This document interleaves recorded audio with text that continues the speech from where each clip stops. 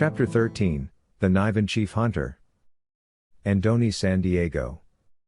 The night was young, and we could still push towards the Canellan Palace. Elder Mayan said it would only take us a few more hours if we did not slow down, but I believed it was high time we stopped for a while to reconsider what needed to be done.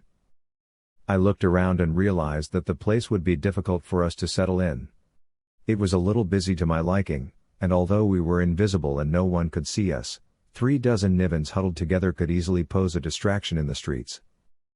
"Let's split up," I told the group, and the others nodded. We all knew the division among the groups. Elder Mayan will stay with me. "Are you sure they understood their participation in Joros's retrieval?" he asked. I nodded. The plan should be relatively easy for us to pull off. No one can see us, so it will make the task easier. "The war dogs, though," he said, "will be taken care of by you." I finished the sentence for him. "Don't forget what it was that you promised. No one would touch the war dogs. No one should kill any of them." The elder was silent as though awaiting my response.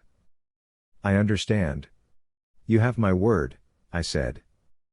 I wondered how Alicia Rella was holding up now. The stigma of becoming nameless would not wear off, but she would get by. They would still be able to mingle in Niven and live among us, but it would be difficult for them since they would no longer be treated as equals. "What if we don't find the boy's body? What do you propose then?" Elder Mayan asked. "Ask your friends to search for the body. I did not bring my men here to fail. It may be the best I can do now to help." I watched as Elder Mayan looked up to the sky. He whispered something I could not understand before raising his right hand. A bird flew down and perched on his arm. Then he brought the bird closer and spoke to it in a tongue I did not understand. He released the bird up into the air, and it flew away. "It will come to us soon enough," he said. "If you send more birds, we can get the information quicker." That was my instruction to Randall. "He will gather a flock, and they will search the death tents," Elder Mayan said. "Then there's nothing for us to do here anymore. Let's settle in and get some rest." "There's an inn about a mile away," he said. "I will get a room, and you can squeeze in with me. But keep to yourself and stay hidden." I nodded. If a room gave us all a better rest, I would not complain. The problem was that we would not all fit in a room. And if I got a bigger one, or probably 3 rooms, the innkeeper would likely start raising questions. The Nivens stayed outside the inn. They were too proud to join Elder Mayan and me in the room, not that they could all fit in. I looked outside the window and wondered how fast we could retrieve Joros. It had to be under an hour because the longer we stayed in Canellan grounds, the more chance there was that we would be found out. The closer we got to the Canellan Palace, the more hesitant I became about our plans. What if, by some stroke of bad luck, one of us died? That would mean that we would have more bodies to carry back to Niven. I had been clear about that. We could not leave anyone here, and there should be no traces of Niven's existence. Only Elder Mayan and Elder Tala knew about the Nivens, that we were not really ghosts. Nivens survived even though everybody in Akean thought that we all died when Emperor McQuint Stormaran ravished Niven. The others who knew about Nivens were Dogan, Kino, and Mayo. Out of all of them, my only worry was Elder Tala. If Romeo has not captured him yet, what are the chances that the Elder has not already sent word to the Emperor about Niven, the so-called ghost town? "It is a quiet night, Chief Hunter," Elder Mayan said from behind me. "The more we run the plan together, the more we can be certain about our move as soon as dawn breaks. There are only 3 steps we need to take note of. 1. We release the first batch of Nivens to scout the area. Once your friend gets back and gives you insights, we'll push for the palace. Once the first batch of Nivens finds Joros in the death tent, the information will be sent to the second batch." "There is something wrong with that scenario," Elder Mayan said. "Why can't they retrieve Joros if he's been found?" My forehead creased. If there's one thing I learned about being a Niven, it was that everyone has a place in this world. We would stick with the plan. If we did not, only chaos could come of it. And I could not put my people's lives at stake. Isn't it wise to do this in one go? We will go there as one, retrieve Joros, and then we will leave. No one has to hurt or die in the process if we all stick together, Elder Mayan pointed out. No one will get hurt if we stick to the plan, I pressed. Elder Mayan nodded slightly, albeit reluctantly. Maybe he sensed that I would not have a change of heart. The nameless, what will become of them? He asked after a long pause. It was a curious topic, the nameless. Alicia's family will live every day in Nivadan just as Kogi's did. But they will not be treated equally. They come last. If someone has to be offered to the gods for whatever reason, it will be they. And that's only because of an accident that none could have controlled. She lied.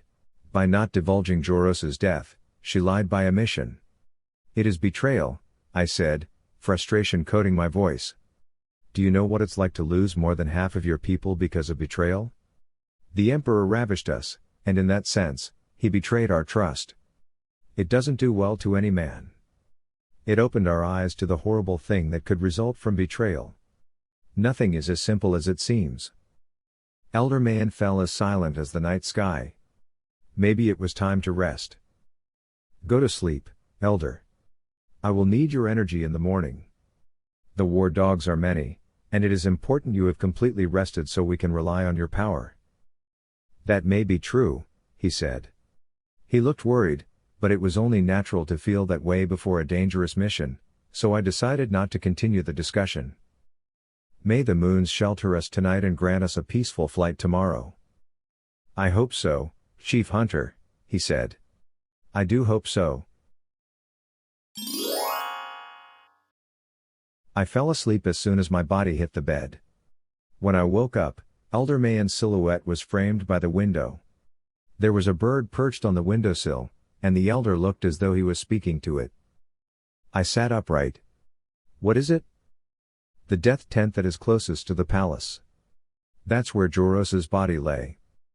Then we have to get ready for the retrieval, I said. I turned invisible and motioned for him to go down with me to the lobby. Outside, only the burning candles lit the hall. The silence was piercing, and the faint scent of freshly baked bread wafted in the air. I trailed after the elder, invisible. Upon reaching the main hall, he spoke with a man who was twice as big as the elder. His eyelids were heavy, and his eyes were red. When the man saw Elder Mayan, he stood up and rubbed the back of his hand against his eyes. You are early, Elder, the man said respectfully. My apologies, but nothing is prepared to break the fast this early. But if you must, I can offer you some bread.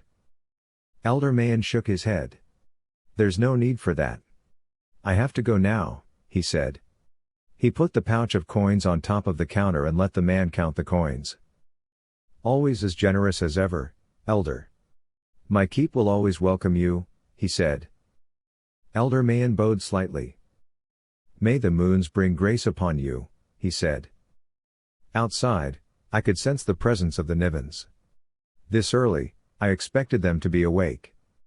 Perhaps no one got a decent sleep in anticipation of what was to happen today.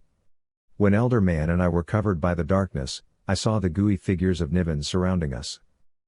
We leave now, I said. One by one, their heads nodded.